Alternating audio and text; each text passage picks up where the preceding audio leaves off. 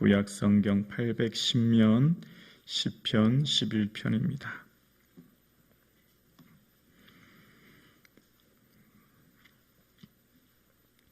함께 합독하시겠습니다. 내가 여호와께 피하였거늘 너희가 내 영혼에게 새같이 내 산으로 도망하라 함은 어찌함인가. 악인이 활을 당기고 화살을 시위에 먹이며 마음이 바른 자를 어두운 데서 쏘려 하는도다. 터가 무너지면 의인이 무엇을 하랴. 여호와께서는 그의 성전에 계시고 여호와의 보좌는 하늘에 있으며 그의 눈이 인생을 통촉하시고 그의 안목이 그들을 감찰하시는도다. 여호와는 의인을 감찰하시고 악인과 폭력을 좋아하는 자를 마음에 미워하시도다. 악인에게 그물을 던지시리니 불과 유황과 태우는 바람이 그들의 잔에 소득이 되리로다. 여호와는 의로우사 의로운 일을 좋아하시나니 정직한 자는 그의 얼굴을 배우리로다. 아멘. 오늘 예배 자리를 허락하신 하나님께 감사와 영광을 올려드립니다. 한평생 예배의 삶을 사실 수 있는 저와 여러분 되기를 주님의 이름으로 축복합니다. 아멘. 오늘 본문 1절은 이렇게 시작합니다. 내가 여호와께 피하였거늘. 다윗은 지금 어떤 상황을 만났는지 정확하게 알 수 없지만 하나님께 피할 수밖에 없는 상황, 즉 위기와 고난을 만났을 것으로 보입니다. 하나님께 피하지 않고는 더 이상 생존할 수 없는 위기의 상황을 맞게 된 거죠. 다윗의 삶은 늘 어떤 어려움과 고난 가운데 있었던 삶의 여정인 것을 볼 수 있습니다. 자, 그런데 내가 하나님만 의지하고 하나님만 믿고 이제 하나님께 나아가 주의 도우심을 구합니다. 나의 선택은 오직 주님입니다. 그런데 주위의 사람들이 다윗에게 뭐라고 하냐면 너희가 내 영혼에게 새같이 산으로 도망하라 함은 어찌민가 라고 이야기하고 있습니다. 어떻게 하나님만 의지할 수 있느냐. 인간적인 방법도 강구하고 세워야지. 어떻게 기도만 하고 그렇게 할 수 있느냐. 기도 외에 다른 방법도 좀 찾아야지. 어떻게 하나님만 의지할 수 있느냐. 사람들의 도움도 좀 구해야지 라고 하는 사람들의 말입니다. 다윗은 오직 믿음으로 오직 하나님만 의지하고 오직 주님께 기도하고 나아가는데 주위의 사람들이 다윗에게 조언하는 겁니다. 다윗, 그도 좋지만 어떻게 그렇게 기도만 하고 앉을 수 있느냐? 어떻게 하나님만 믿고 의지할 수 있느냐? 인간적인 방법도 좀 고려하고 상황도 좀 살피고 대안을 찾아야지. 그렇게 할 수 있느냐? 내 영혼을 산으로 도망하라 하면 어찌민가? 라고 이야기합니다. 오늘 우리가 예수 믿고 신앙생활 하다 보면 신앙생활하는 우리의 삶 가운데 우리가 좀 어리석어 보일 때도 있습니다. 이 새벽 나와 기도하는 것, 오직 하나님만 의지하는 것, 어떻게 기도만 그렇게 할 수 있느냐? 기도한다고 뭐 다 되냐? 라고 하는 사람들의 핀잔이요, 사람들의 말이죠. 그런 상황 가운데 또한 위기의 상황 가운데 이런 상황이고 위기의 상황임을 2절을 보면 알 수 있는데요. 2절에 말합니다. 악인이 활을 당기고 화살을 시위에 먹이며 마음이 바른 자를 어두운 데서 쏘려 하는도다. 지금 화살이 당겨져 있습니다. 활 시위가 먹여져 있습니다. 이제 곧 잠시 후 일촉즉발의 상황을 맞은 거예요. 지금 꼼짝달싹할 수 없는 상황에 맞게 된 것입니다. 어떻게 될 수 없는, 지금 이제 모든 것이 포위되고 사방이 막혀서 이제 악인들에 의해서 다윗은 곧 위기를 맞아 멸망할 수밖에 없는 그 상황을 맞게 된 것입니다. 다윗이 하나님만 의지하고 하나님만 바라보고 하나님께 모든 소망을 두고 나아가면 하나님이 모든 일을 형통하게 하시고 고난도 없게 하여 주시고 문제도 사라지게 해주시고 내 모든 일들이 잘 되어야 하는데 그렇지 않은 것을 만나는 거예요. 사람들은 자신의 힘을 의지하고 자신의 능력을 의지하고 살아가는 그 사람들은 어쩌면 잘 되는데 하나님만 의지하고 바라보는 다윗의 삶은 악인들이 활을 당기어 시위에 먹이는 것 같은 위기의 상황을 만난 것입니다. 여러분, 우리가 믿음으로 살아가고 주님만 의지하는데 그럼에도 불구하고 문제를 만납니다. 그럼에도 불구하고 위기를 만나고 내 삶의 여전히 고난의 문제를 만나는 것입니다. 그럴 때 우리 마음이 낙심이 되죠. 3절입니다. 터가 무너지면 의인이 무엇을 하랴. 터라고 하는 셔터는 기둥이라는 의미가 있습니다. 건물을 떠받치는 것이 기둥이죠. 기둥이 무너지면 건물은 무너질 수밖에 없죠. 그래서 이 터를 영어 성경은 기초로 번역합니다. 내가 서 있는 삶의 기초. 그 기초가 분명해야 내 존재가 반탁에 서 있을 수 있지 않습니까? 사업가는 그의 재력이 그의 기둥이요 터가 될 수 있습니다. 학자는 그의 학위가 그의 기둥이요 터가 될 수 있습니다. 정치인은 사람들의 여론이 그의 터요 기둥이 될 수 있습니다. 어린 아이에게는 어머니가 그의 기둥과 같고 남편에게는 아내가, 아내에게는 남편이 그의 기둥과 같을 수 있습니다. 믿고 의지하는 것, 정말 변치 않을 것 같은 것, 흔들릴 수 없다고 생각하는 것. 성도에게는 무엇이 터입니까? 무엇이 기둥입니까? 하나님이시지요. 변치 않으시는 하나님. 의인을 벌하시고 악인에게 상 주시는 하나님. 악을 미워하시고 선을 기뻐하시는 그런 하나님을 우리는 바라봅니다. 그런데 문제가 있습니다. 의인을 상 주시고 악인을 벌하시는 공의의 하나님을 우리는 믿습니다. 그런데 이 땅을 살아가다 보면 어떻습니까? 악인이 형통합니다. 의인이 고난을 당합니다. 악인은 자기의 마음과 소원대로 잘 되고 떵떵거리며 살아가는 거예요. 반대로 의인은 고난을 당하고 위기를 만나고 어려움을 당하는 것입니다.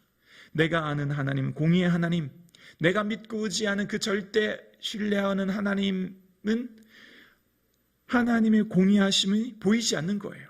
그래서 터가 무너진 것 같은 위기를 만나는 것입니다.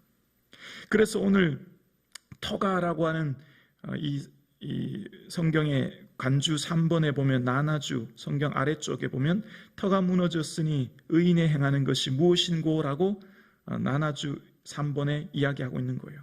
내가 공의의 하나님을 의지하고 의인에게 상 주시고 악인을 벌하시며 의인을 사랑하시고 의인의 삶을 형통케 하신 그 하나님을 의지하고 내가 한결같이 믿고 따랐는데 내 삶을 열심히 주를 의지했는데 내 터가 무너지는 거예요. 내가 기대했던 것이 사라지고 어려움을 당하는 것입니다. 그래서 내가 과연 이대로 행하도 계속해서 행할 수 있는가? 하나님을 의지하고 내가 이렇게 살 수 있는가?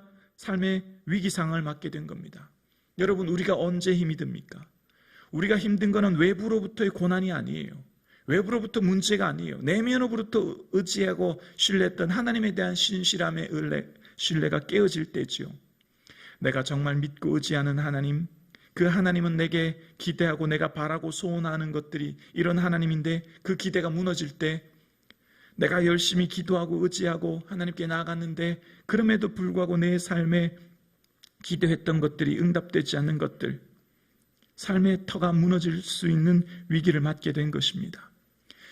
신앙생활을 한다는 게 뭘까요? 내가 정말 믿고 의지하는 하나님, 그 하나님은 기대하고 바라시는 하나님이 보이지 않을 때예요.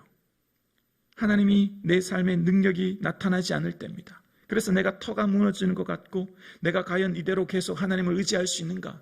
내가 계속 기도하며 주님만을 신뢰할 수 있는가? 라고 하는 내 마음에 의문이 들 때 우리의 삶은 참으로 힘들지요. 신앙의 슬럼프라고 할 수 있지요. 영혼의 곤고한 밤을 맞게 된 것입니다. 오늘 함께 예배드리시는 사랑하는 성도는 어떻습니까? 오랫동안 주님만 의지하고 주님만 바라고 주님만 신뢰하고 나아가는데 터가, 기둥이 무너지는 것 같은, 나를 떠받치고 있는 이 기초가 무너지는 것 같은 그런 위기를 맞이하고 있지는 않으십니까? 그럴 때 오늘 다윗은 이런 고백을 합니다. 4절입니다. 여호와께서는 주어가 하나님입니다. 하나님께 집중하는 거예요. 자, 4절, 5절, 7절에 한결같이 등장하는 첫 번째 주어는 하나님입니다. 여호와입니다. 의인이 터가 무너졌습니다. 그래서 위기 상황을 맞았고 그래서 내 삶이 흔들리기 시작합니다. 그때 해야 될 게 뭘까요? 하나님께 집중하는 것입니다. 여호와께 집중하는 거예요. 우리 하나님을 바라보는 것입니다. 그리고 그 여호와께서는 이라고 말하는 4절은 이렇게 말합니다. 4절입니다. 여호와께서는 그의 성전에 계시고 여호와의 보좌는 하늘에 있음이며 그의 눈이 인생을 통촉하시고 그의 안목이 그들을 감찰하시는도다. 자, 하나님은 어디에 계신다고요? 성전에 계세요. 지금 함께 예배드린 이곳 성전이며 동시에 우리 마음의 성전, 우리와 함께 내주하고 계시고 우리와 함께 계시다고 말씀하십니다. 그런데 하나님은 또 어디 계시냐면 하늘에 계신다는 거예요. 땅에 계신 하나님 동시에 하늘에 계십니다. 편재하신 하나님, 천지 만물에 충만하신 하나님, 계시지 않은 곳이 없는 하나님, 하나님의 전능하심을 말하고 있지요. 하나님은 무한하시고 능력이 무한하시는 그 하나님을 말하는 거예요. 우리 사람과 다르다는 것이지요. 공간의 제약을 받는 육체를 입고 있는 우리와 달리 영이신 하나님은 모든 것에 존재하시고 전능하신 그 하나님을 바라보고 의지하고 그 하나님을 생각하라는 것이죠. 그 하나님은 어떤 하나님이시라고요? 인생을 통촉하신다는 거예요. 그 마음의 내면을 살피시고 그의 눈은 감찰하신다는 겁니다. 일거수일투족 그의 삶의 모든 것을 살펴보고 계신다는 거예요. 여기 단어가 인생이죠. 그러니까 의인과 악인을 모두를 포함하는 겁니다. 모든 사람들을 다 가만히 보고 계시는 거예요. 그 마음의 내면까지 살피고 계신 것이죠. 하나님이 죽은 하나님이 아니라는 거예요. 하나님의 능력이 보이지 않고 하나님의 응답이 보이지 않고 하나님께 내가 볼 때 악인이 형통하고 의인이 고난을 당하는 이 현실의 상황을 맞닥뜨리면 마치 하나님이 안 계신 것 같고 하나님이 죽은 것 같고 하나님이 더 이상 통치하지 않은 것 같지만 그렇지 않다는 것이지요. 하나님이 다 지켜보고 계시고 하나님이 통치하고 계시고 하나님이 그들의 모든 것을 보고 계신다는 겁니다. 그 하나님이 어떤 하나님이냐면 5절입니다. 여호와는 의인을 감찰하시고 악인과 폭력을 좋아하는 자를 마음에 미워하시는도다. 6절입니다. 악인에게 그물을 던지시리니 불과 유황과 태우는 바람이 그들의 잔에 소득이 되리로다.